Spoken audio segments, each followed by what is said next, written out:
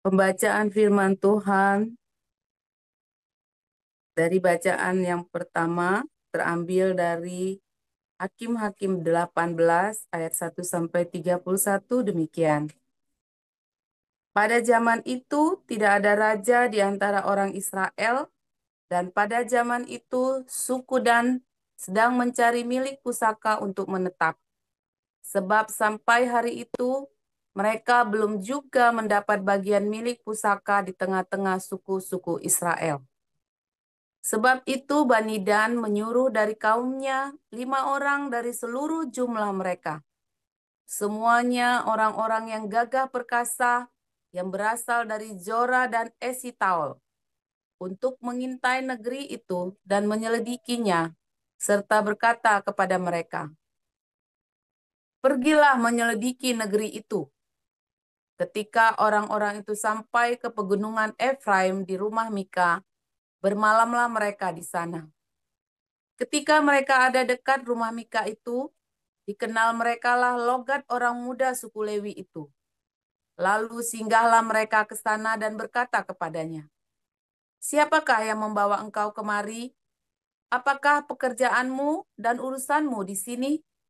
Katanya kepada mereka, Begini begitulah dilakukan Mika kepadaku. Ia menggaji aku dan aku menjadi imamnya."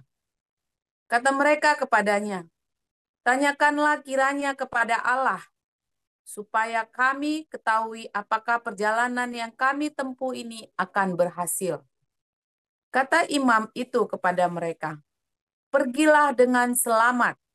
Perjalanan yang kamu tempuh itu dipandang baik oleh Tuhan." Sesudah itu pergilah kelima orang itu, lalu sampailah mereka ke Lais. Dilihat merekalah bahwa rakyat yang diam di sana hidup dengan tentram menurut adat orang Sidon, aman dan tentram. Orang-orang itu tidak kekurangan apapun yang ada di muka bumi, malah kaya harta. Mereka tinggal jauh dari orang Sidon dan tidak bergaul dengan siapapun. Setelah mereka kembali kepada saudara-saudara sesukunya di Zora dan Esitaol, berkatalah saudara-saudara sesukunya kepada mereka, "Apakah yang kamu dapati di sana?" Jawab mereka, "Bersiaplah, marilah kita maju menyerang mereka, sebab kami telah melihat negeri itu dan memang sangat baik. Masakan kamu tinggal diam? Janganlah bermalas-malas untuk pergi memasuki dan menduduki negeri itu. Apabila kamu memasukinya, kamu mendapati rakyat yang hidup dengan tentram, dan negeri itu luas ke sebelah kiri dan ke sebelah kanan.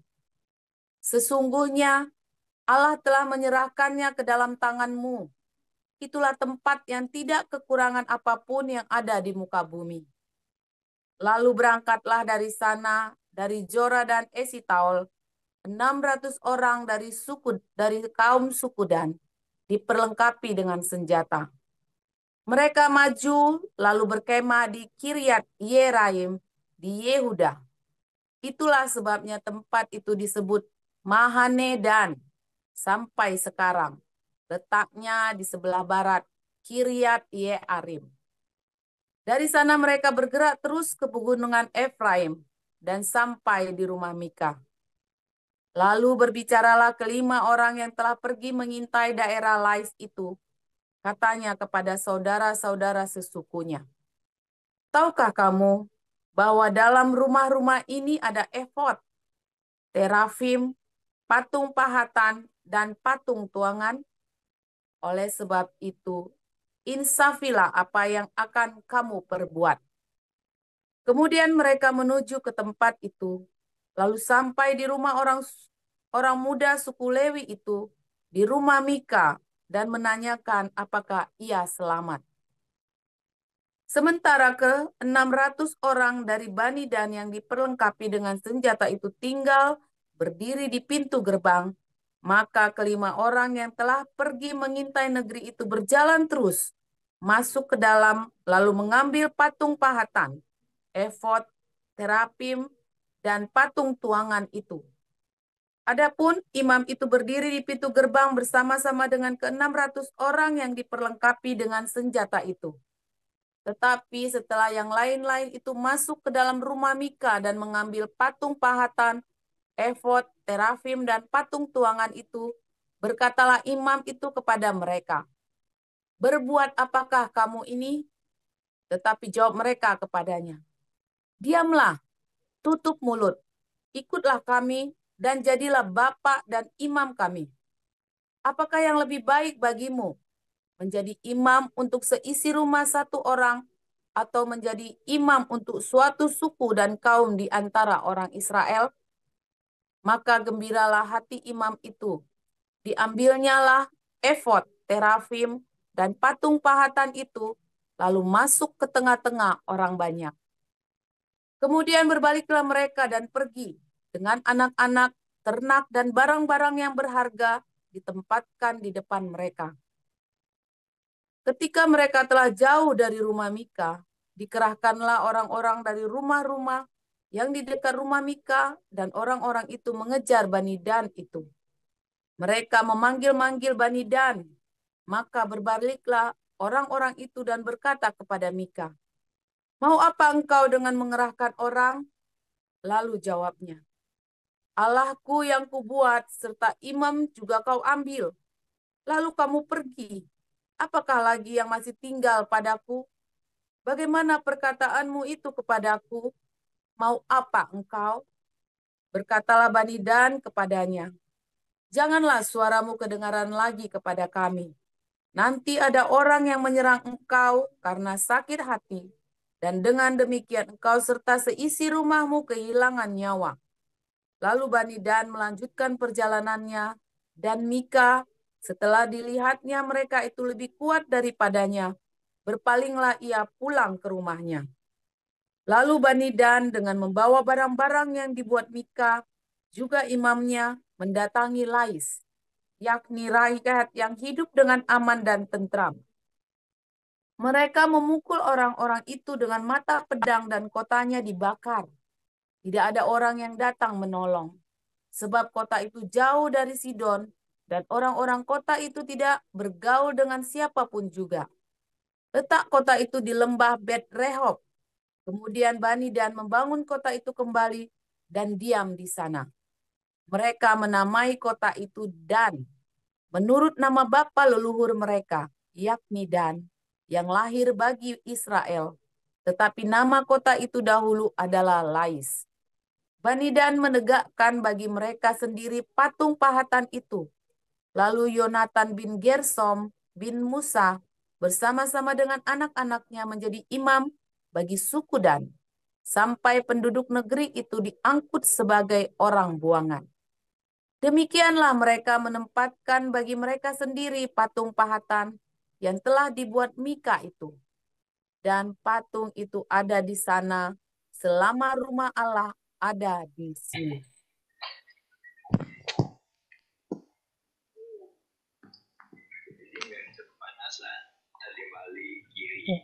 Wahyu 7 ayat 1. Kemudian daripada itu aku melihat 4 malaikat berdiri pada keempat penjuru bumi, dan mereka menahan keempat angin bumi, supaya jangan ada angin bertiup di darat, atau di laut, atau di pohon-pohon. Dan aku melihat seorang malaikat lain muncul dari tempat matahari terbit. Ia membawa materai Allah yang hidup, dan ia berseru dengan suara nyaring kepada keempat malaikat yang ditugaskan untuk merusakkan bumi dan laut. Katanya, "Janganlah merusakkan bumi atau laut atau pohon-pohon sebelum kami memateraikan hamba-hamba Allah kami pada dahi mereka." Dan aku mendengar jumlah mereka yang dimateraikan itu 144.000 yang telah dimateraikan dari semua suku keturunan Israel. Dari suku Yehuda 12.000 yang dimateraikan. Dari suku Ruben 12.000. Dari suku Gad 12.000. Dari suku Aser 12.000. Dari suku Naptali 12.000. Dari suku Manase 12.000. Dari suku Simeon 12.000. Dari suku Lewi 12.000. Dari suku Isakar 12.000. Dari suku Jebulon 12.000. Dari suku Yusuf 12.000. Dari suku Benyamin 12.000. Kemudian daripada itu aku melihat sesungguhnya suatu kumpulan besar orang banyak yang tidak dapat terhitung banyaknya, dari segala bangsa dan suku dan kaum dan bahasa, berdiri di hadapan tahta dan di hadapan Anak Domba, memakai jubah putih dan memegang daun-daun palem di tangan mereka. Dan dengan suara nyaring mereka berseru, "Keselamatan bagi Allah kami yang duduk di atas tahta dan bagi Anak Domba." Dan semua malaikat berdiri mengelilingi tahta dan tua-tua dan keempat makhluk itu. Mereka tersungkur di hadapan tahta itu dan menyembah Allah sambil berkata, "Amin, puji-pujian dan kemuliaan dan hikmat dan syukur dan hormat dan kekuasaan dan kekuatan bagi Allah kita sampai selama-lamanya. Amin." Dan seorang dari antara tua-tua itu berkata kepadaku, "Siapakah mereka yang memakai jubah putih itu dan dari manakah mereka datang?"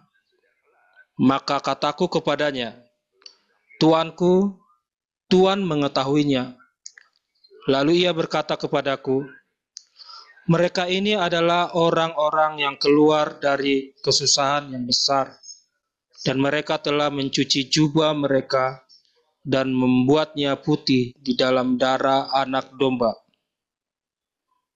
Karena itu mereka berdiri di hadapan tata Allah dan melayani Dia siang malam di bait sucinya. Dan Ia yang duduk di atas tahta itu akan membentangkan kemahnya di atas mereka. Mereka tidak akan menderita lapar dan dahaga lagi, dan matahari atau panas terik tidak akan menimpa mereka lagi. Sebab Anak Domba yang di tengah-tengah tahta itu akan mengembalakan mereka dan akan menuntun mereka ke mata air kehidupan. Dan Allah akan menghapus segala air mata dari mata mereka. Demikian, terima kasih. Amin.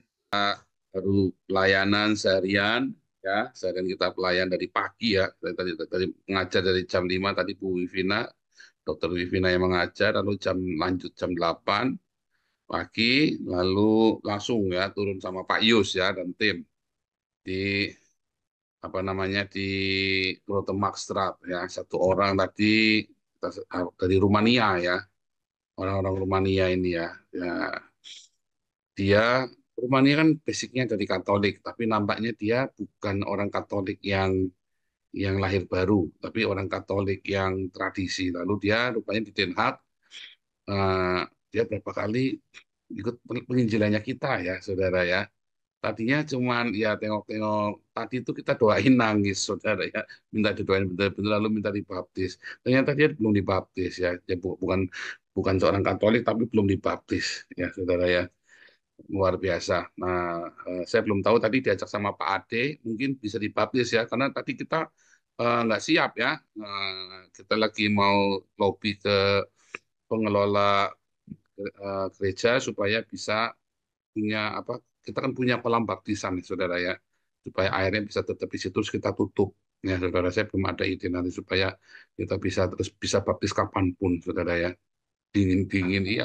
Hanya mau dikasih heater aja nanti. Ya, luar biasa, saudara ya. Haleluya. Banyak jiwa-jiwa diselamatkan. Ya, seperti biasa, besok nanti saya tampilkan foto-fotonya karena tadi nggak sempat pakai video. Pak Yus bikin videonya, tapi tadi Pak Yus karena ada pekerjaan, ya tinggal sebentar. Dan luar biasa, ya saudara ya, makin banyak orang-orang yang bergabung dengan kita. Tadi penginjilan dari gereja apa tadi nggak tahu ya. Tadi, luar biasa juga dari itu banyak ya orang-orang pakai jilbab-jilbab itu ya ikut kumpul di kita sekarang. Lagunya enak-enak katanya. Nah, oh iya semua dari itu ya. Ada yang itu yang nyanyi Tuhan Yesus tidak berubah, yang lucu-lucu itu pakai jilbab. Orang Islam semua pada nyanyi Tuhan Yesus tidak berubah. Saudara, jangan antipati dengan yang seperti itu, saudara ya. Saudara, banyak orang-orang mencibir ya. Nah, karena apa? Karena dogma, ya. Karena dogma. Saya masuk ke gereja Protestan, ya, gereja Lutheran kuno. Lalu orang karismatik mencibir, nggak ada rohnya di sana. Gundulmu peang, roh apa? Oh, itu nggak ada rohnya. Gereja ini menuai, saudara. Saya menuai situ ikut titip baptisan malah ya. Kita membaptis banyak orang, saya ikut titip baptisan di gereja itu ya. Itu baptisan selam pertama selama 800 tahun di gereja itu, saudara. Gereja itu berdiri 800 tahun. Itu adalah baptisan selam pertama di gereja itu, saudara ya. 11 orang. 11 orang ya, 11 orang ya, sama anak saya 12 ya. Hmm. Sampai geger ya, masuk ke Protestan Kerk Netherlands magazine apa namanya mah Kerkzin, Kerkzin ya, Kerkzin. Wepo itu saudara, satu Belanda itu saudara, baptisan selam pertama isi di 800 tahun. Nah, terus orang begitu tengok ini pasti gara-gara si Paul. Ya, bukan kudu lumpuh, memang iya gara-gara si Paul. Tetapi memang orang-orang jadi terbuka, saudara ya. Lihat ya, yang luar biasa sekali ya. Ada banyak tuaian. Masalahnya, kenapa gereja Anda tidak menuai? Ya, kenapa gereja-gereja banyak yang tidak menuai? Karena ada berhala di sana. Nah, ketika baca Wahyu 7, ya itu sudah sering kita terangkan ya, mengapa tidak ada suku Dan ya di dalam Wahyu 7. Ya, 144.000 orang kudus itu tidak ada suku Dan. Jawabannya tadi ya, di Hakim-Hakim berapa, Mak? 18. 18 tadi ya. Karena suku Dan dari mulai zaman hakim-hakim sampai dengan zaman pembuangan ya, pembuangan orang suku apa oleh Raja Asyur ya, oleh Raja Asyur ya, mereka menyembah patung pahatan, menyembah berhala, saudara, sampai dibuang ya. Makanya ada ayatnya, biarlah tempatnya digantikan ya. Itu di Kisah Para Rasul 1. Itu lagi merujuk pada suku Dan yang diganti sama Efraim, ya Yusuf. Tapi juga sedang merujuk kepada suku Manasye dan Efraim itu ya, yang menggantikan suku Dan, Yusuf dan Manasye ya. Lalu itu juga menceritakan tentang Yudas yang diganti oleh Rasul Paulus, saudara ya. Dia tempatnya digantikan. Nah, itu yang terjadi, saudara. Ketika kamu punya berhala di gerejamu, oh banyak, saudara. Siapa yang menjadi berhala dalam gerejamu? Saya ingat sekali ya. Saya kan dulu dengarkan ratusan khotbahnya Petrus Agung ya, pakai ini ya, pakai handphone itu ya, tak downloadin semua ya. Saya banyak nggak setuju dengan Petrus Agung, tetapi spiritnya bagus, saudara, ini orang ya. Spiritnya bagus. Bahtera itu saya banyak nggak setuju, saudara ya, tapi spiritnya bagus, saudara.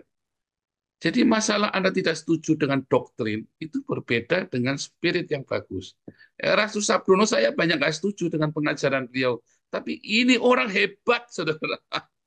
Masalah doktrin itu adalah perspektif. Tetapi buahnya itu nyata, saudara. Ya, buahnya itu bagus. Saya banyak tidak setuju dengan gereja Katolik. Tapi gereja Katolik ini buahnya nyata, saudara. Nah, kalau Anda terus kemudian a priori antipati dengan gereja Katolik, Anda anti dengan Era Susabdono, ya, dengan Bahtera, salah, saudara. Ya,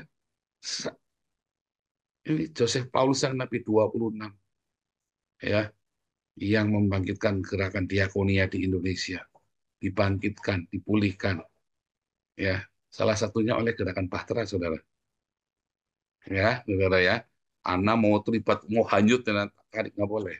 Karena saya tahu itu ada sesuatu yang nanti kamu nggak bagus di sana. Spiritnya bagus, tetapi ada beberapa pengajaran ya yang akhirnya salah. Karena itu doktrin, ya, mengenai doktrin. Makanya pengajaran memang kamu itu harus bertambah di dalam tambahkan kepada imanmu itu pengetahuan. Nah, karena pengetahuan-pengetahuan yang tidak kuat dasarnya. Itu ya, saudara ya, karena tidak diajar dengan benar. Jadi dia goyah, ya. Banyak orang-orang bagus, saudara ya, tapi di tengah jalan dia mandek. Bisa karena pengajarannya tidak kuat, atau karena dia tidak setia memang. Tapi kalau Anda melihat ya gereja-gereja, ya tidak bisa menuai jiwa-jiwa, karena dia punya berhala di dalamnya. Kenapa dia tidak mendapat warisan ilahi dari surga? Karena ada berhala di dalamnya. Petrus Agung itu ngomong begini, saudara ya. Suatu ketika dia lagi berdoa. Selama berhari-hari ya, terus Tuhan bilang, ada berhala di gerejamu. Loh, apa? Berhala apa? Apakah takut perjanjian yang kita keliling arak-arak itu? Apakah apa? Wah, jadi terus berdoa. Ya, kamu itu berhalanya. Oh, Petrus Agung adalah berhala bagi gereja itu. Itu sudah dikontrakkan. Dan akhirnya benar-benar, saudara ya, hari meninggalnya beliau, itu diberhalakan, saudara ya. Serem, beneran itu hari meninggalnya beliau diberhalakan loh. Orang sampai datang ke makamnya Petrus Agung minta kesembuhan segala macam loh, saudara. Serem loh. Serius, saudara ya. Jadi itu sangat luar biasa. Saudara, apakah Anda kagum dengan seorang hamba Tuhan? Ya, saudara ya, suku Dan ini, ya, dia mengangkat imam. Siapa yang menjadi imam suku Dan ini menyembah berhala, saudara? Cucunya Musa, saudara. Oh, orang hebat, terkenal, saudara ya. Musa itu udah bak Tuhan sendiri, udah mirip Tuhan sendiri bagi orang Yahudi, saudara. Musa itu udah kayak Tuhan, saudara. Anda berani menghina Musa, Anda ngeri, saudara. Musa itu udah kayak Tuhan bagi orang Yahudi. Ini cucunya Musa, waduh, yang menjadi imam bagi suku Dan menyembah berhala. Siapa yang menjadi berhala dalam hidupmu, saudara? Hati-hati, saudara ya. Kekagumanmu pada seorang hamba Tuhan itu membahayakanmu, saudara. Saya minta waktu tambah 5 menit ya, Anissa. Saudara, saya selalu bilang ya, saya selalu bilang sama kalian, kalau ada orang lagi muji-muji saya di show, oh saya kagum. Saya bilang apa, saudara? Nanti kamu kecewa sama saya. Saudara ingat Owen itu suka muji-muji saya, saudara. Saya mah kagum sama Nabi Joseph Paulus ya pastor. Saya bilang, nanti kamu akan kecewa sama saya. Jangan pernah kagum dengan saya. Benar ya, suatu sekarang dia setiap hari ngeleng-ngeleng saya, malah broadcast kemana-mana ngeleng-ngeleng saya, saudara. Dan saya bersyukur, saudara, ya ada orang-orang seperti Owen yang akhirnya menjelek-jelekan saya. Kenapa, saudara? Itu pelajaran bagi dia. Jangan pernah kagum sama orang. Entah saya yang salah, entah dia yang salah, entah apa yang salah, pokoknya suatu hari kamu akan kecewa dengan orang itu, ya, dan itu bagus. Kalau kamu kagum sama seorang hamba Tuhan, suatu hari hamba Tuhan ini bikin salah, kamu tak tahu, saudara. Saya selalu marah ya, saya selalu tegur ya, kamu jangan kagum sama saya, salah kamu. Orang itu langsung kecut, enggak, itu demi dia sendiri, saudara ya. Jangan kagum. Anda tidak boleh kagum dengan seorang hamba Tuhan siapapun. Saya lihat ya, hamba Tuhan dikagumi. Oh, anak buahnya sampai kentir-kentir ya, saudara ya. Istilahnya kalau mungkin hamba Tuhan itu berak dimakan kali itu sama si jemaatnya itu ya. Anda tidak boleh kagum dengan hamba Tuhan, saudara. Itu kan saya mengagumi pekerjaan Tuhan. Enggak boleh pokoknya. Dia itu cuma hamba. Udah, dengarkan pengajarannya yang baik. Tapi Anda jangan sampai Anda kagum. Jangan sampai Anda akhirnya menjadikan dia itu berhala dalam hidupmu, saudara. Ya, lihat Ketika Paulus dan Silas itu disembah sama orang di Athena, saudara, mereka panik, saudara. Oh, langsung mengoyakkan bajunya. Jangan sembah kami, kami ini manusia biasa. Seperti yang dikoyakkan, saudara, bajunya ya. Terus disembah saking kagumnya, ini orang bikin hebat, saudara ya. Ketika Cornelius itu datang menyembah Petrus, Petrus jangan jangan sembah aku. Tapi sekarang apa Tuhan senang disembah, saudara ya. Apalagi Habib itu ya senang kalau dicium jempol kakinya dijilat-jilat sama sama pribumi Islam itu ya. Nah, saudara, itulah berhala di dalam kehidupan manusia, kekagumanmu kepada hamba Tuhan. Yang benar adalah Anda kagum sama Tuhan Yesus saja.